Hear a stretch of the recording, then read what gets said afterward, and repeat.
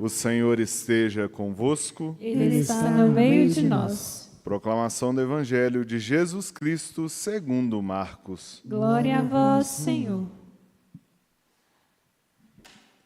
Naquele tempo, Jesus e seus discípulos atravessavam a Galileia. Ele não queria que ninguém soubesse disso, pois estava ensinando a seus discípulos. E dizia-lhes: o Filho do Homem vai ser entregue nas mãos dos homens, e eles o matarão. Mas 3 dias após sua morte, ele ressuscitará. Os discípulos, porém, não compreendiam estas palavras e tinham medo de perguntar. Eles chegaram a Cafarnaum. Estando em casa, Jesus perguntou-lhes: o que discutíeis pelo caminho? Eles, porém, ficaram calados, pois pelo caminho tinham discutido quem era o maior. Jesus sentou-se, chamou os 12 e lhes disse: se alguém quiser ser o primeiro, que seja o último de todos, e aquele que serve a todos. Em seguida, pegou uma criança, colocou-a no meio deles e, abraçando-a, disse: quem acolher em meu nome uma destas crianças, é a mim que estará acolhendo, e quem me acolher, estará acolhendo não a mim, mas aquele que me enviou.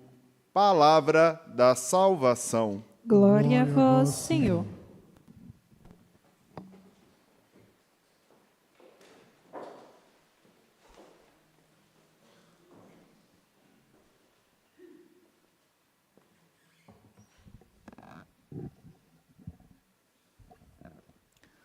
Caríssimos irmãos e irmãs, hoje o evangelista São Marcos já nos expõe aqui um dos anúncios, de Nosso Senhor Jesus Cristo com relação à sua paixão. Caminhando com esse grupo dos seus discípulos, dos seus seguidores, ele diz: o Filho do Homem vai ser entregue nas mãos dos homens e eles o matarão. O Filho do Homem vai ser entregue, mas vai ser entregue por quem? Quem que vai entregar o Filho do Homem?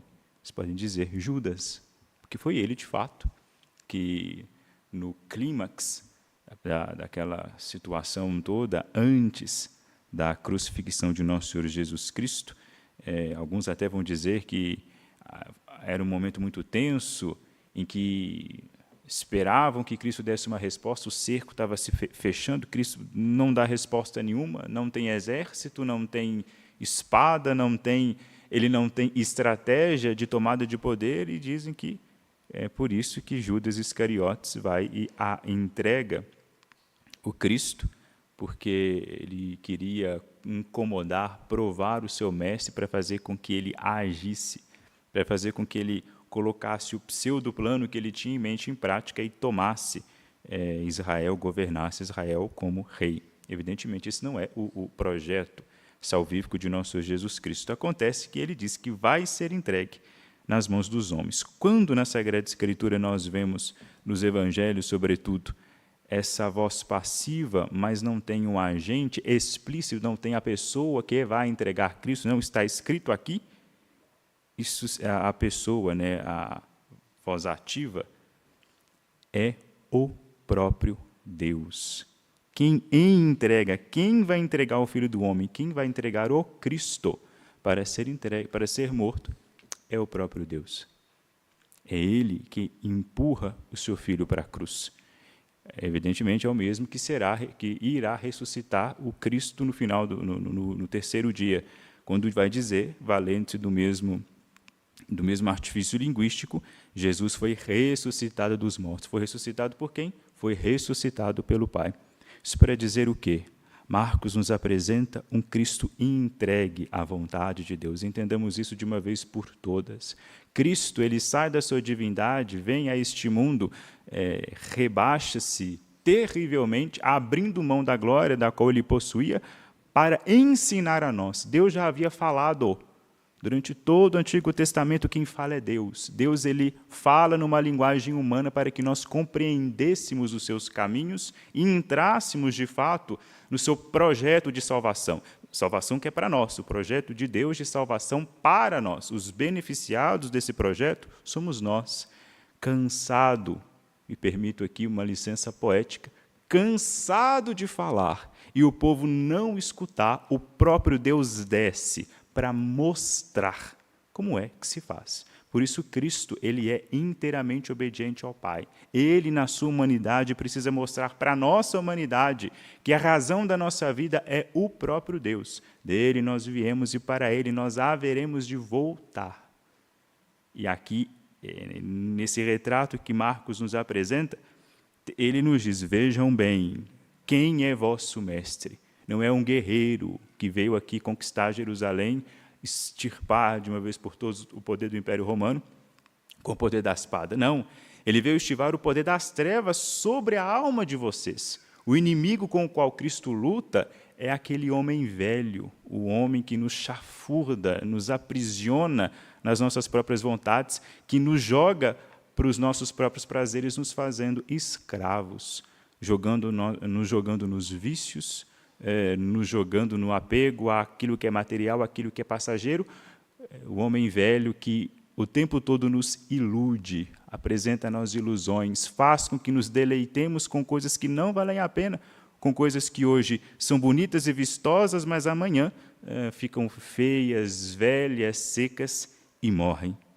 E, de repente, numa trama aqui, numa outra cena, em que os discípulos começam, em primeiro lugar, não entendem o anúncio do Cristo, não sabem o que ele está dizendo com essa história de Filho do Homem ser entregue, querendo ali, discutindo eles quem é o maior. Veja, a lógica mundana ainda impregnada na mente desses que hoje nós celebramos com louvor, por mérito do próprio Deus, por mérito do Espírito, mas neste período aqui ainda não compreendem, ainda não entendem, ainda não são capazes de ver com clareza o projeto de nosso Deus. Para ensiná-los, ele pega uma criança. Cristo ele abraça essa criança que ele coloca no meio dos 12. Abraçando-a, disse, quem acolher em meu nome uma destas crianças é a mim que está acolhendo. Cristo ele abraça, ele reveste essa criança dele. Ele está, de algum modo, dizendo para essa criança, ou colocando nessa criança o protótipo daquilo que ele veio fazer. Uma criança, uma pessoa menor de idade, que está totalmente sob a tutela do pai. Sobretudo nesse tempo. Paulo, inclusive, usa, vejam lá em Tessalonicenses, no capítulo 4, 1 a 7, 1 a 3, ele vai falar do estatuto jurídico da criança na cultura romana, por exemplo. A criança não tem direito, não tem voz, não tem vez. Ela pode ser patrão, mas ela é tratada como se fosse escravo, porque ela está sob um senhorio. Na cultura romana, a criança não tinha nem pai, ele tinha que ser adotado pelo próprio pai. Mas aqui, ao dizer que abraçar essa criança, ou revestir essa criança de si, Cristo está dizendo, vejam bem, esse menino, ele tem um pai sobre a sua cabeça, ele não age, ele não legisla sobre si próprio. Eu também não. Porque quem acolhe essa criança, acolhe a mim, quem me acolhe, acolhe aquele que me enviou. Cristo está dizendo, eu também me fiz uma criança, eu também me fiz um menor, eu também me fiz um pequenino por vossa causa. Se vocês querem ser realmente meus discípulos, se querem ser mensageiros de mim, serem a personificação da minha pessoa no meio do mundo, irradiar a luz que eu irradio no meio do mundo, vocês têm que serem como crianças. Ou seja, vocês têm que se portar tal como um ser, um menino que depende do Pai, que depende de Deus, que vive sob a legislação de Deus. E não é senhor da sua própria vida, não é senhor, dono das suas próprias vontades, muito pelo contrário, submete as suas vontades, submete os seus desejos ao Pai. E na essa relação nossa, enquanto filhos de Deus, com o nosso Pai, que é Deus, estando debaixo da sua legislação, experimentamos paradoxalmente o que é a verdadeira liberdade. Nós temos dois caminhos. Ou nós submetemos todos esses nossos afetos, essas nossas desordens ao próprio Deus, ou elas nos engolem. E o efeito que as nossas desordens, o efeito que elas causam em nós é a nossa própria destruição. A nossa própria desordem ela é tão ordinária que ela nos joga no chão, nos apresenta o chão como sendo algo atraente, nos faz nos lançar para o chão, e quando nós nos lançamos ali, ela nos humilha. Ela esfrega na nossa cara a nossa incapacidade, ela esfrega na nossa cara a nossa fraqueza, porque quando a gente tenta levantar, a gente encontra uma quantidade enorme de dificuldades. Sendo que, em contrapartida, nós temos um Deus que veio a este chão para tentar nos reerguer, para nos puxar de volta, para nos colocar novamente de pé, devolvendo a nossa dignidade, que as nossas desordens, consequência do pecado original, causam em nós, fazem conosco. E a receita é essa. Quer ser justo, seja como uma criança. O que é a justiça? A justiça, por exemplo, que fala aqui no livro da sabedoria, esse justo que é vítima de ciladas. O que é o justo? O justo é a pessoa que anda conforme a lei de Deus. Justiça, por exemplo, quando nós compramos uma roupa, e a roupa está justa, uma roupa que cabe, ela serve.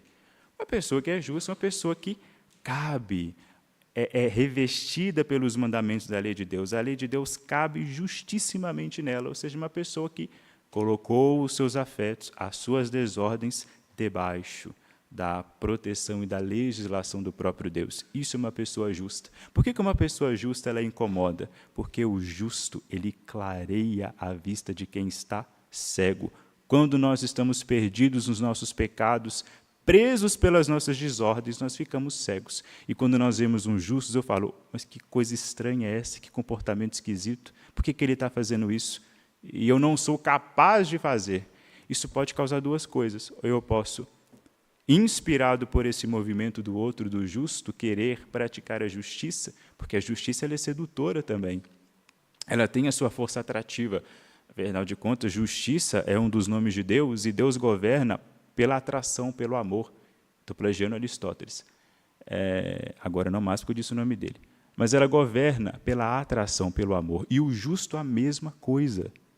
Por ele praticar algo que é do próprio Deus, ele também atrai, mas também ele pode causar uma certa aversão se a pessoa, se um ímpio, tiver já com o coração trancado, fechado, egoisticamente em si mesmo. Aí ele vai, diante dessa luz, fica mais cego ainda, e ao invés de buscar seguir o justo, ele vai querer colocar empecilhos no caminho dele, vai querer testá-lo, segui-lo, não admitindo ele que existem pessoas que podem sim serem boas, que podem agir de modo generoso, desprendidas de si e preocupadas, primeiro com Deus e, em segundo lugar, com os outros que o circundam. Ele não admite a existência generosa de uma pessoa, então ele vai lá e testa. Tem um salmo que é belíssimo, que se canta fazendo referência ao Cristo na cruz. Um trecho que diz, agora o salve se é verdade que ele o ama. Provando a Deus, falando, olha, você ama ele, então tira ele da cruz. Isso saiu da boca de um sumo sacerdote, um dos sumos sacerdotes que mataram o próprio Cristo. Um homem, infelizmente, completamente cego e corroído pelos seus próprios defeitos, que, ao invés de seguir os passos do Cristo, não quis renunciar a si. Prendeu-se a si e sucumbiu. O convite do Evangelho é esse, que nós corramos da inveja, que a segunda leitura tanto nos alerta, que nós corramos das guerras, que nós corramos dos conflitos que nós provocamos com o outro, justamente porque nós não estamos sobre essa legislação do alto. Quando eu quero impor a minha vontade, inevitavelmente ela vai entrar em conflito com a vontade do outro, não tem jeito. Se cada um quiser ser Deus de si mesmo, o mundo vai acabar. Vamos acabar em guerra mesmo. Por isso, a gente precisa aprender a se submeter àquele que é a suprema sabedoria, àquele que é mais sábio do que nós, aquele que dispôs todas as coisas com ordem, que é o próprio Deus. E não só isso, não só dispôs as coisas com ordem, com frieza, mas ele, por ser uma pessoa cheia de amor e misericórdia, dispõe todas as coisas, ama isso que ele dispôs, ama isso que ele criou e insiste para que uma parcela dessa criação, dita por ele como boníssima, não fique largada a si, não fique largada ao jugo do pecado, mas tenha vida, tenha liberdade. Toda a história da salvação é isso, para tentar resgatar, para tentar devolver ao homem a felicidade que ele perdeu. Cristo hoje nos ensina a receita. Sejamos como crianças, obedeçamos a Deus, ignoremos essas vozes loucas que clamam dentro de nós e assim nós alcançaremos a verdadeira liberdade. Glória ao Pai, ao Filho e ao Espírito Santo. No princípio, agora e sempre. Amém.